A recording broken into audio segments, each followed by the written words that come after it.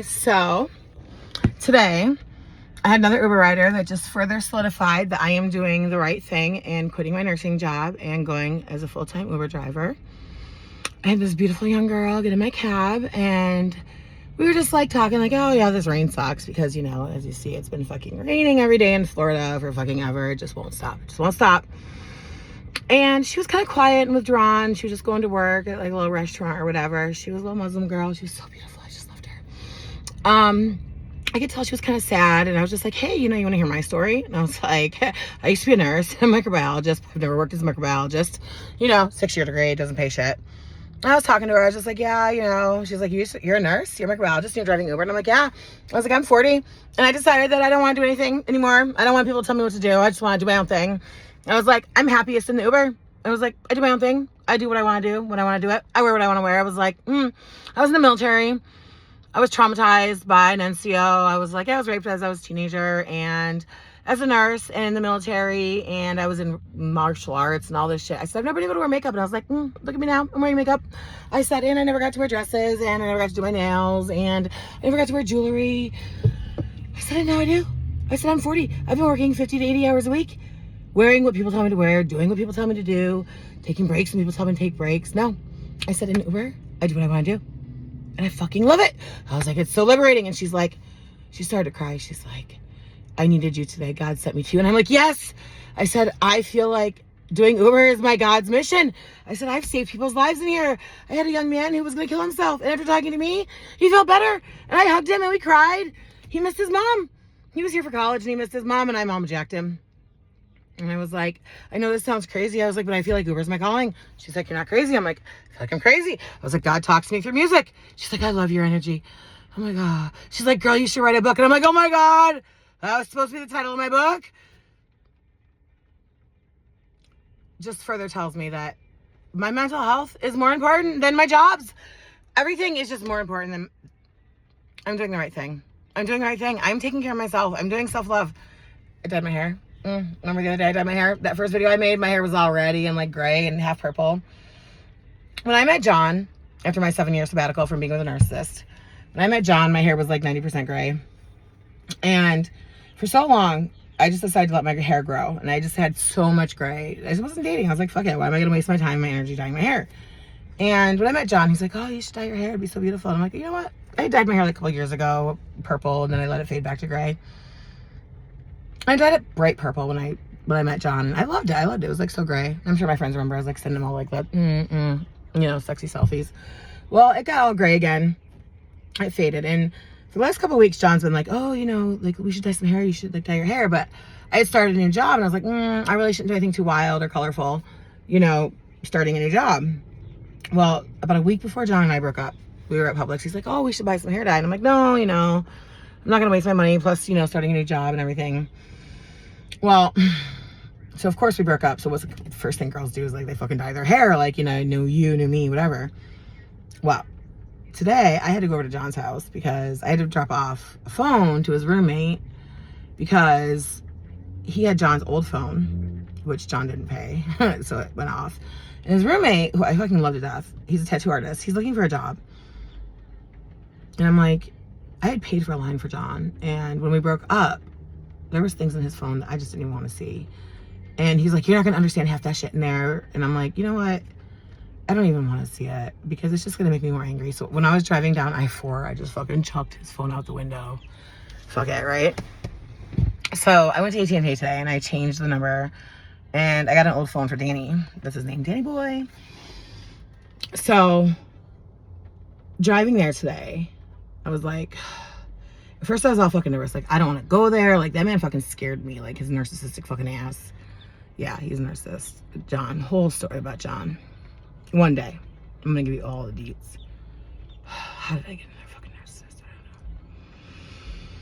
don't know. So, driving there, I was like, how am I even going to fucking knock on the door and face this motherfucker? Like, and I remember Danny said, listen, my bedroom window's always open. He's like, I'll leave it open if you ever want to come talk to me or anything. Like, you guys see me. Like, he's like, just, I'll leave my bedroom window open. So I was like, all right. I was like, I'll park on the side of the house that Danny's on, and I'll go to his bedroom window. And I'll open his window, and if he's not there, I'll just, like, leave it on his bed. So like, I opened his window, and I was like, Danny, And then John fucking walks by the door. I'm like, oh, fuck. He's like, Danny's in the shower. I'm like,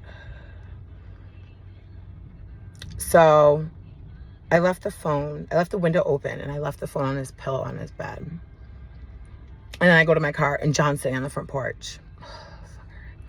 He's like, nice hair. Like, he said it nicely. He said nicely. Like, he's like, oh, your hair looks really nice. I was like, oh, thanks. And I like, all peppy, like, oh, thank you. I was like, oh, tell Danny I'll listen for him on his bed. And I like, peppy, like, walked all back to my car. Here's what made me mad. Our last time we saw each other, he was a fucking angry beast. He ripped my handle off my car. He was screaming at me all fucking, like, over something I didn't even do. He was a fucking monster. He was a fucking dick. He treated me like shit, like I was a fucking piece of shit.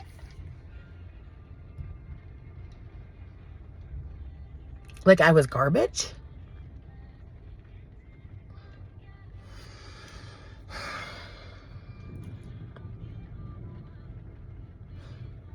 Nice hair. Nice hair.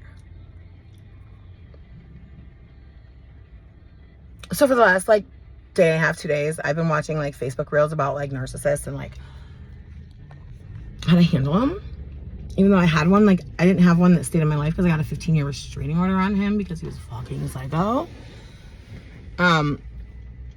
So like I've been watching how to handle narcissists and it like how to like piss them off and like how to like fucking get back at them. And everything I was watching was like, they want your reactions. They want you to fucking react. That's how they thrive, you know? So when he's like, nice hair, like he said it nicely. Like, he said fucking nicely, like the old John. Like, nice hair. Like, it's really, you know. So I was like, oh, thank you.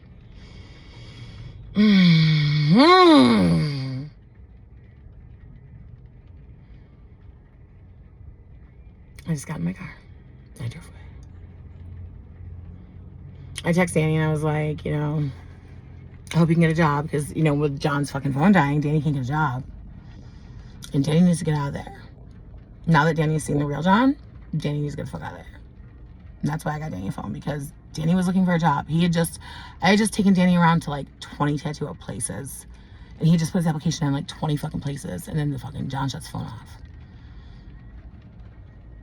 So Danny needs to get out of there. I got out of there. Now Danny needs to get out of there.